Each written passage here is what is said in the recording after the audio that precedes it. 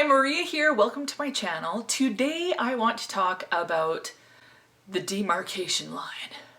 It's the thing that we all hate. It's the thing that everybody tries to avoid, but especially right now, whether you are choosing to go gray or whether you're just dealing with the fact that you can't see a hairdresser due to self-isolation right now, we all have to deal with that demarcation line at some point. So today I'm going to talk about the things that I did to kind of make it less uncomfortable or awkward. So before I do that, if you're not subscribed to this channel, please feel free to subscribe, give it a thumbs up, join the little weird community we got going on here, and let's get started. So when my hair was first going gray, now obviously I've got dark roots, so some of this will apply more for dark-haired people, but I've got a little bit of everything in here, so stay tuned. Stick with me. When my hair would first be growing out, I just hated that because I called it the skunk stripe. I get this skunk stripe and I just didn't like it. So sometimes what I would do, if I didn't have time to dye it or didn't get it done and I had to go out and wanted to be looking my best, I would actually just use a dark eyeshadow, and I would use an eyeshadow brush and I would just paint right over my grays, and that works not too bad. It doesn't, like, my hair was so dark that it was, you know, you'd still see the hair, but it did cover it up enough that it wasn't such a dramatic white black type look. So that's number one. Try using eyeshadow to cover it up, and it works like if you've got brown hair, whatever. For the blondies, might be a little bit more difficult because you're usually dealing with dark roots then, but anyway, that's what you do if you've got dark hair and light roots coming in. Now the other thing that I did, especially when my hair got a little longer, and it's just like, oh, you know, maybe it shouldn't be this way, but the reality is that we like things the way we like it. And you know, when you have regrowth coming in, you just don't feel your prettiest. Like, you know, it doesn't matter what your reason is for dyeing it. When you've got regrowth, it's just not the most fun. So I was getting to the point where I was just, you just cringe because it looks kind of jagged, and you know, it's only like this much, but it's like, seems like it's just going, look at me, look at me, look at me. So I opted for hats.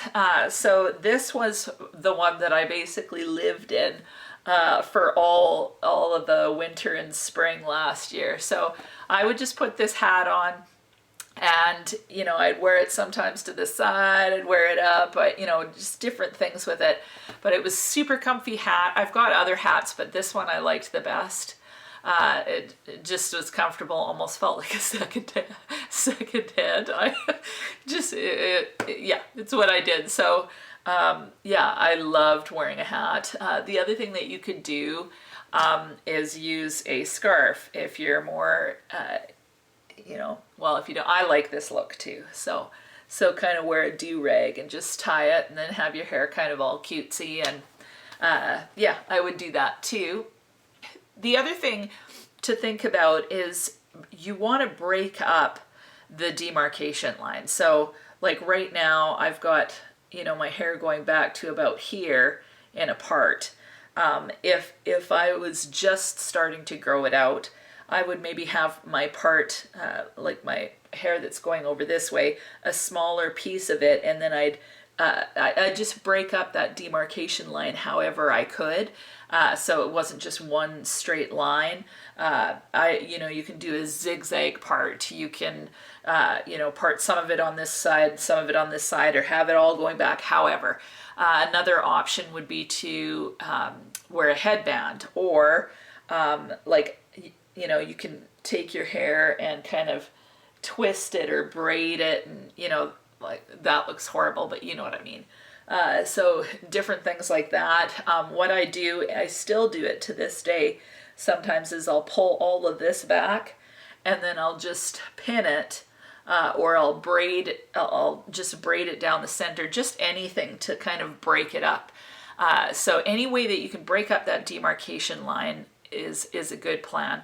If your hair is shorter, like I said, I've noticed different women in the grocery store, and you know, I can see like short hair especially covers it up better, but I've been paying attention, and you know, you can see that demarcation line starting to come in. But with shorter hair, it's way easier to cover it up. So break it up, you know, put lots of product in, funk it out.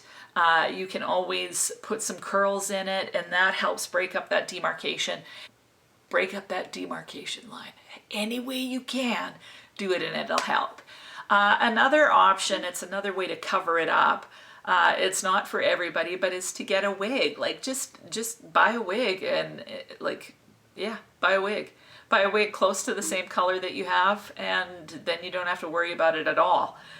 So that's another option. I thought about getting extensions and putting extensions in, like dyeing them white or buying white extensions and just putting them in. It's hard to find white extensions, so that didn't go so well, but that's another option. Then of course, if your hair is long, you can always opt to put it up in a pod. So I mentioned that in my last video. I'd put my hair up in a pod, and basically it was white, and then it was the pod that was black. So that's another thing that you can do. So those are a few things, those are a few of my suggestions. What are your suggestions? If you've got some suggestions on what you do to help break up that demarcation line, to help go through that uncomfortable stage of regrowth, just leave it in the comments below. And I think that's it for today. So yeah, have a great day, and we'll talk to you soon.